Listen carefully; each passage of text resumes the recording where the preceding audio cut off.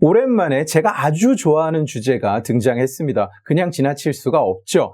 최재형 후보가 며칠 전에 국힘당의 한 모임에 참석해서 태영호 의원으로부터 이런 질문을 받아요. 표에 도움이 안 된다고 해도 진짜 지속 가능한 정책 공약을 내놓을 용기가 있느냐.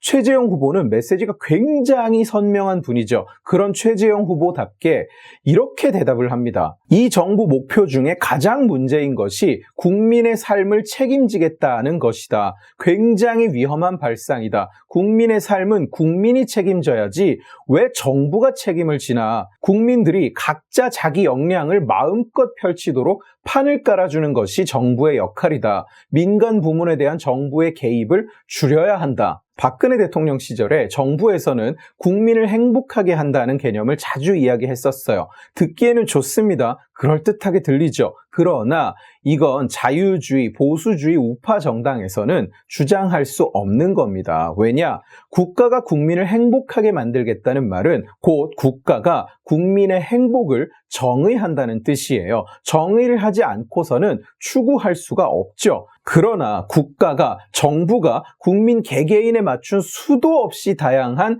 행복에 대한 정의를 가질 수 있느냐? 없어요. 그러면 국가는 하나의 통일된 정의를 만들게 됩니다. 국민의 행복이라는 것에 대한 통일된 정의를 국가가 내리고 그걸 추구하게 되는 거예요. 마찬가지로 국가가 국민의 삶을 책임지려면 국가는 먼저 국민의 삶을 정의해야 해요. 하나의 통일된 형태의 삶의 방향과 조건을 정하고 모든 국민이 그에 맞게 살도록 지도하게 됩니다. 어렵게 들리죠? 잘 안 와닿죠? 좋은 예시가 있습니다. 13평이면 4인 가족이 살 수 있다. 1인 가구는 10평, 4인 가구는 33평에 살도록 국가가 예산으로 주택을 지어 배분하겠다. 이게 국가가 규정한 여러분의 삶의 모습, 삶의 조건입니다. 주택 거래 허가제가 생기면서 공무원들이 큰 집으로 이사 간다는 사람들에게 가족도 몇 명 안 되면서 남들은 이 정도 가족이면 20평대에 충분히 사는데 왜 40평대로 옮기느냐고 따진다는 보도를 보신 분들이 많을 텐데 이게 바로 국가가 올바른 삶의 모습을 정의한 거예요. 좌측 이념은 개인의 합리적 의사결정 능력을 인정하지 않습니다. 그렇기 때문에 국가가 인민을 지도해야 된다고 생각해요. 정부가 직접 인민들을 위해 일할 시간, 쉬는 시간을 정해주고 노후 대비를 시키고 어떻게 태어나서 어떻게 살다가 어떻게 죽을지에 대한 로드맵을 국가가 가지고 있어요. 반면에 우측 이념은 개인의 합리적 의사결정 능력을 인정합니다. 인정만 하는 정도가 아니라 국가나 정부는 결코 개인의 의사결정 능력을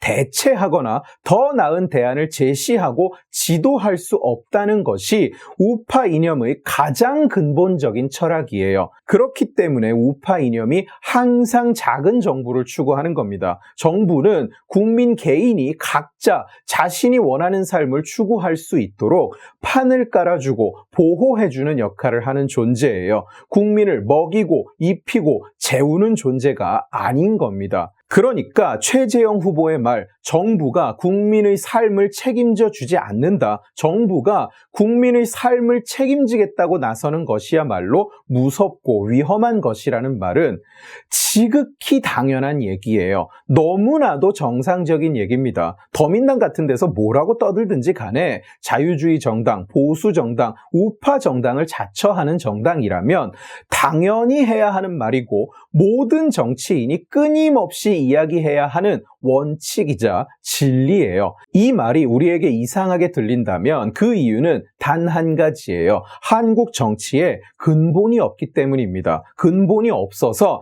자기가 추구하는 이념이 뭔지도 모르고 국가와 정부를 운영하는 방법에 대한 비전도 없고 심지어 반대 진영의 아젠다에 휩쓸려서 거꾸로 떠들기까지 해요. 우파 정당에 몸을 담고 있으면서도 자기가 지금 하는 말이 사회주의적이고 전체주의적이라는 사실조차 깨닫지 못하는 정치인이 널렸어요. 그렇기 때문에 최재형이라는 사람의 이 말이 우리 귀에 낯설게 들리는 거예요. 낯설어서는 안 되는 지극히 당연한 개념이 단지 정치인들 중에 지금껏 이런 비전을 제시하고 이렇게 말하는 사람이 없었기 때문에 우리가 이 말을 들을 때 뭔가 이상하다고 상식에 반한다고 느끼는 겁니다. 우리는 권리에는 책임이 따른다는 말을 많이 합니다. 권리를 누리려면 자신에게 부여된 책임 역시 다해야 한다는 뜻이죠. 그런데 이 원칙은 반대로도 성립한다는 사실은 많은 사람들이 놓치고 있는 것 같아요. 책임에는 반드시 권리가 따른다는 사실을. 아무런 권리가 없이 책임만 존재하는 경우는 없습니다. 뭔가를 책임지기 위해서는 그에 대한 권리도 존재하는 거예요. 국가가 국민의 삶을 책임지려면 국가는 국민의 삶에 대한 권리도 갖게 됩니다. 국가가 먹여주고 재워주고 입혀준다. 살 곳도 마련해주고 돈도 나눠준다. 그 대가로 국가는 국민에게 무엇을 요구할까요? 무엇을 징수하고 무엇을 징발할까요?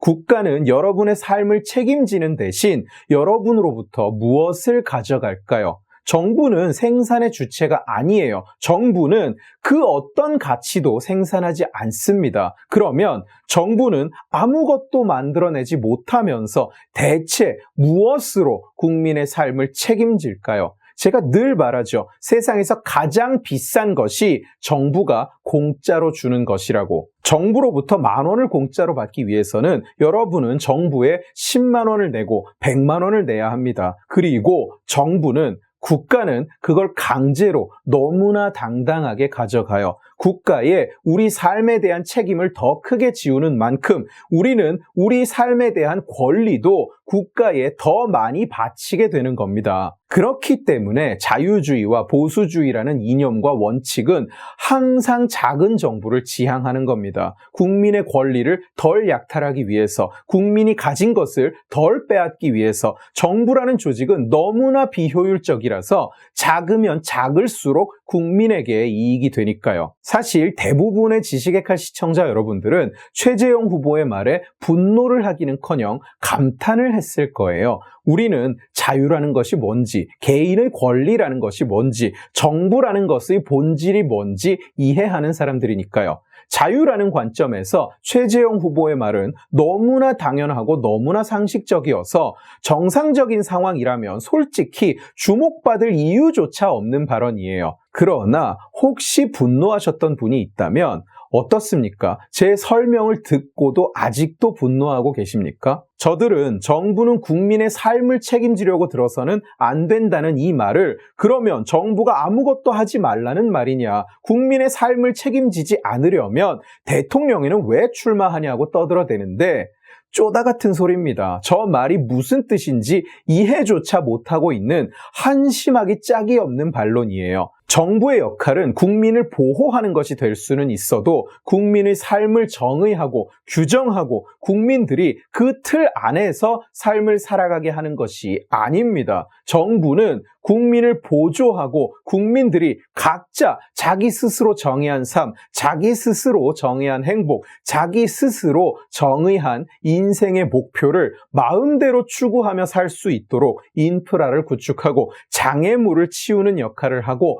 또 그런 역할을 지향해야지 국민을 국가가 정한 목표를 향해 이끌고 가는 주체가 아닙니다. 정부는 그럴 자격이 없거니와 그럴 능력도 없습니다. 최재형 후보의 말에 시비를 거는 정치인들 자신들이야말로 그 구분조차 못하면서 무슨 정치를 하겠다고 거기 가서 앉아있는지 모르겠어요.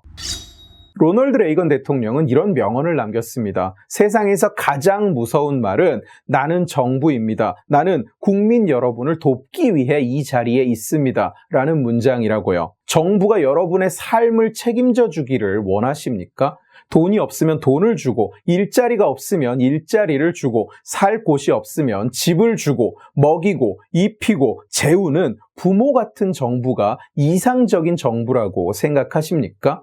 다시 한번 잘 생각해 보세요. 정부가 그것을 해주기 위해서 여러분에게서, 당신에게서 무엇을 가져가고 있는지를, 앞으로 무엇을 더 요구하게 될지를, 괜찮다, 나는 빼앗길 것이 없다, 부자로부터 빼앗아서 나 같은 가난한 사람에게 나눠줄 거라서 상관없다고 생각하십니까?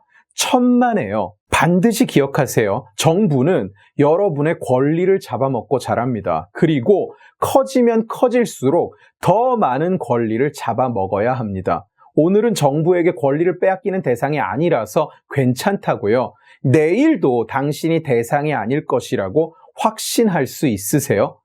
오늘 지식의 칼은 여기까지입니다. 재미있게 보셨으면 지식의 칼 채널을 구독해 주시고 이 영상을 주변에 공유해 주세요. 여러분들이 공유해 주시면 설득은 제가 하겠습니다. 고맙습니다.